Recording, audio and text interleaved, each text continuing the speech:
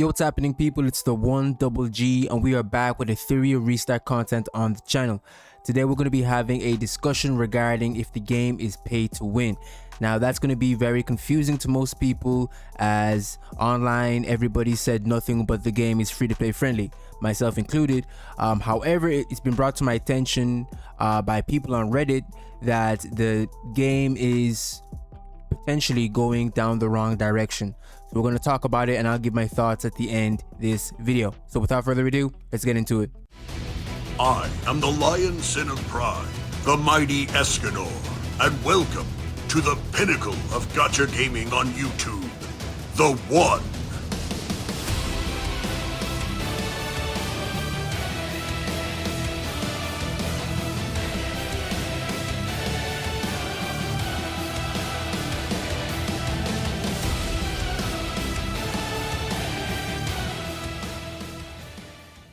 So this post was made on the official Reddit for the game by The Cryout. So he says here, conflicted with dev statement in fact. So let's see what he's talking about here. He says, as the title says, and with the release of new packs, I'm kind of confused. The main statement which got me really excited playing this game was, other gacha games are way too expensive nowadays. This gave me real hope that Etheria Restart will do things differently. Then I saw the guaranteed SSR pack for 50 euros at the beginning and was happy again. As in other games such as Summoner's War, you pay up to 100 euros for the same thing. Now that the new packs come out and the guaranteed SSR with a bit of side summons costs 100 euros, if I compare the value with other gacha games, it's even worse than what E7 or Summoner's War offers in value of my money terms. Also, the stamina cost is out of hand. 10 refills a day is like 960 crystals or so. Now, if I translate that into money, 6,430 crystals is 100 euros.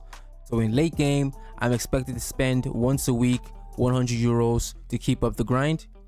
I know the game is very generous early on, but we want to play this for more than 6 months and not just throw it away, as it's not sustainable at some point anymore. I must say that after testing in 2 betas now, stamina has to be adjusted with its cost. It's a must. Also, if the devs really do think that other gacha games are too expensive, then what the hell are you doing with pricing the new event packs? And we'll go into the new event in question, to what they're actually talking about. And it says here, edit, I compared the prices to Summoner's War. I paid there for 3,000 crystals for 100 euros. Each refresh of stamina is 30 crystals. Therefore, I get 100 runs for 100 euros versus the 64 runs I get for 100 euros on Etheria. The difference is nearly double. Okay, Summoner's War gives only 90 stamina for a single refresh. It's a bit wonky math, but I think my main point gets across. Okay, so there's a lot to unpack there. So if you guys aren't sure of what event that this person was talking about, well, just the other day, I think it was yesterday, a new event came out in the beta, and once you entered the event, there was a event shop, and in the event shop there was, I think you can see it there, the concerto shop. That's basically the free-to-play version of the shop, where you can use actual currency you can farm in game, I believe. And then this one here, the Harmony bundle. Basically, here is new more premium packs that you can purchase with money. So the $100 pack, I believe, was this one down here.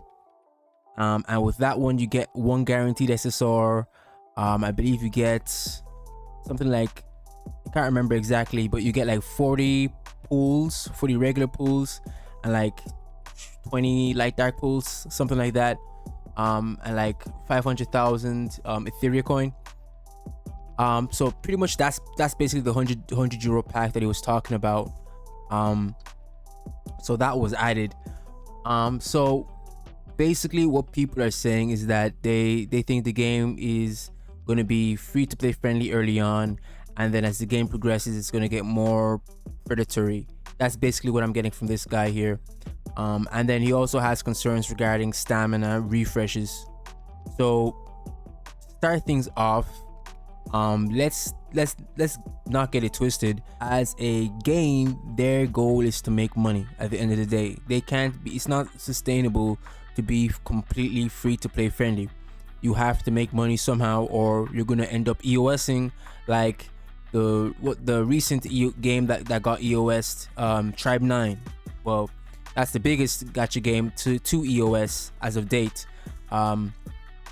So they need to make sure that the game is sustainable. So making the game so free to play to the point that they're not making any money and there's no reason to spend is actually a bad thing, as I've broken it down many times in many videos. But these games are made up of three things, right? You got your whales. They're the ones who keep the lights on.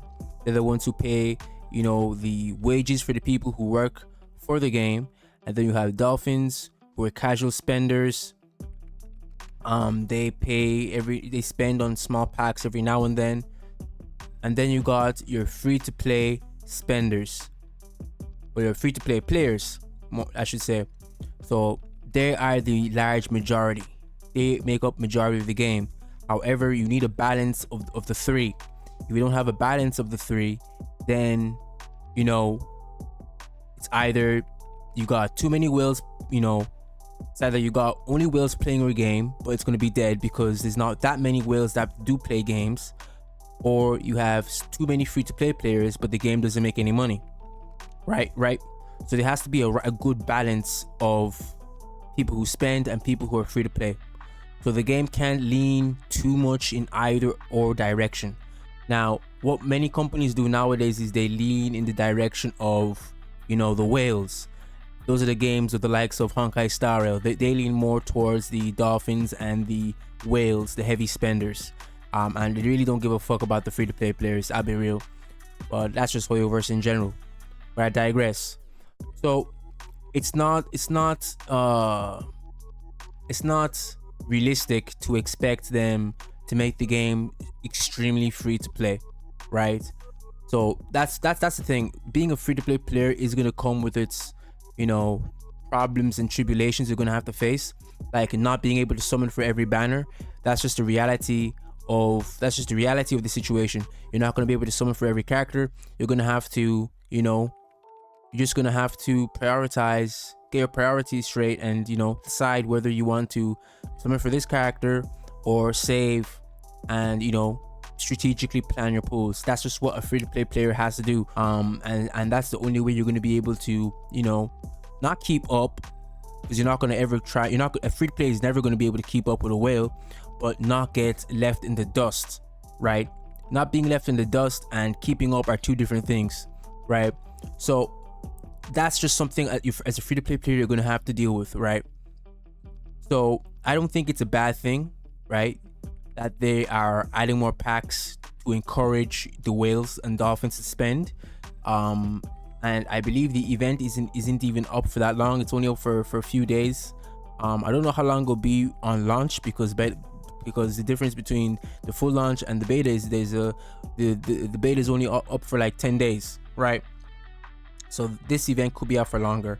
So all those packs aren't permanent. They're just limited. They're just there for a while as an option for whales to spend on. So I don't think it's necessarily a bad thing. However, I like to make my judgments and decisions based on patterns.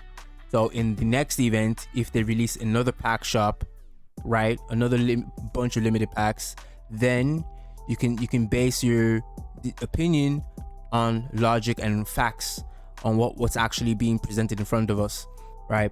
And when it comes to the stamina, I'm going to make another video on the stamina system, as many people have said that the stamina system can use a lot of improvements, a lot of work, because free-to-play players, right, they want to just grind this day 24 hours a day.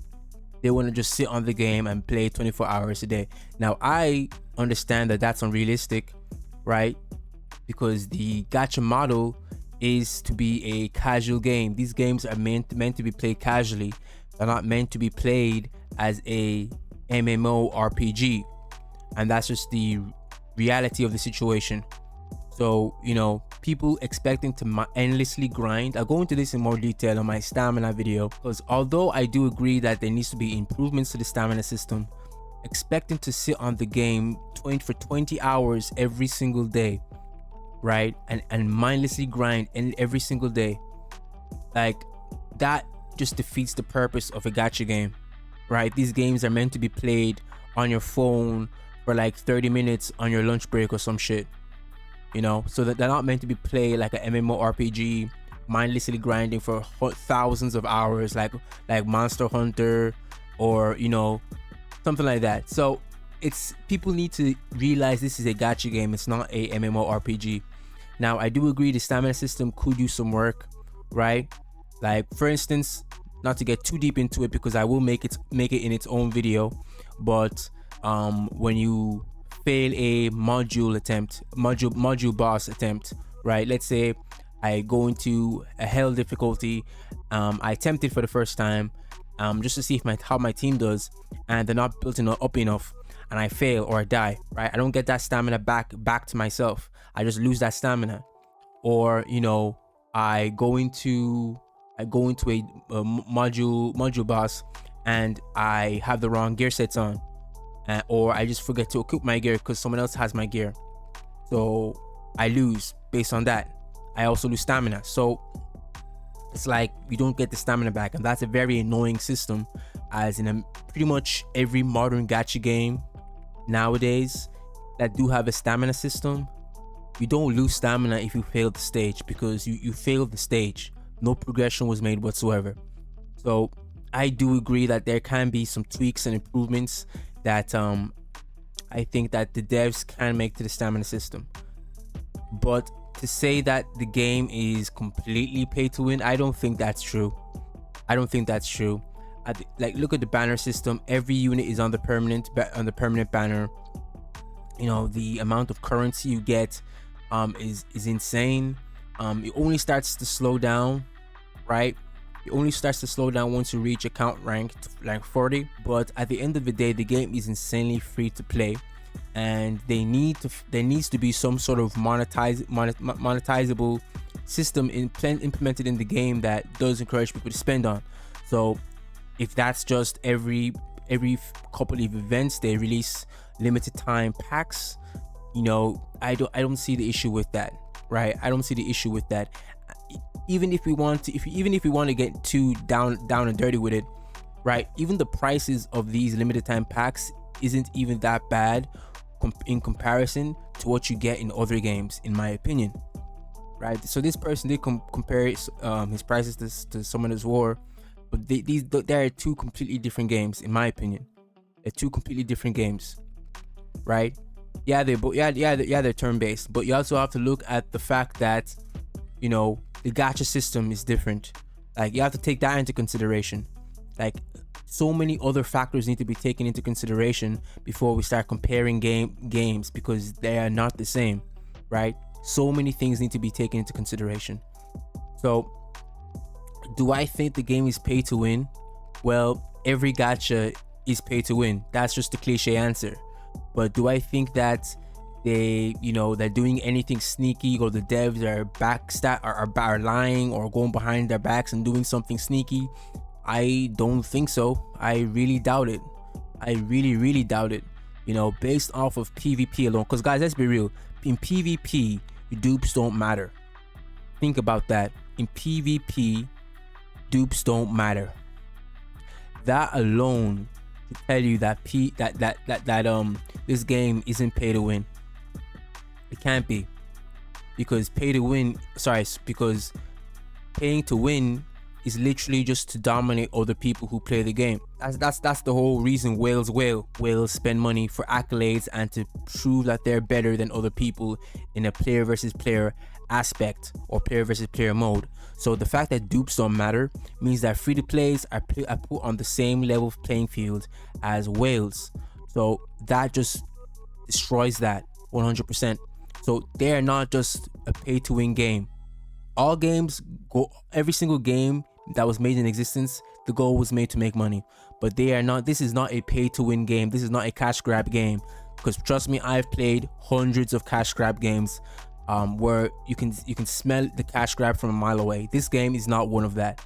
So I think people need to chill, cool it with the overreactions, you know, wait till global launch, wait for another official statement, see what changes, you know, before we start jumping to conclusions. Like I said, look at the patterns and then make your opinions based upon reality. If in another, for the global launch, if every couple of events they do this, okay, then you can start to, you know, start to notice it. And then if their prices start to go up and they keep on doing it, then we can start speaking up about it, because at that point they're changing what they originally said they were going to do, and the prices are going up and they're releasing more and more packs. So at that point, then we can speak up about it and have that conversation. But until then, I think that they've stuck to their word for now.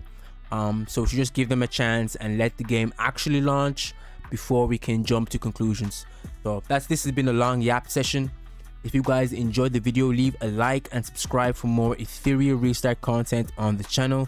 Also join my Discord, link in the description, Lions Pride. There I have a community of people who enjoy gacha games, enjoy Etheria Restart, Wuthering Waves, all sorts of gacha games, and I'm in VC majority, maybe 4 or 5 days in a week. I'm always in VC chilling with other people, so hop on. And yeah, so until next time, take care and stay shiny.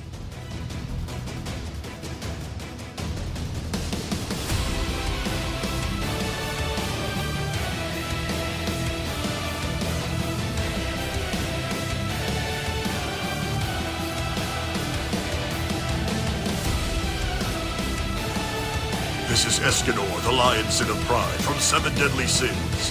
Thank you for watching the pinnacle of gacha gaming on YouTube, The One.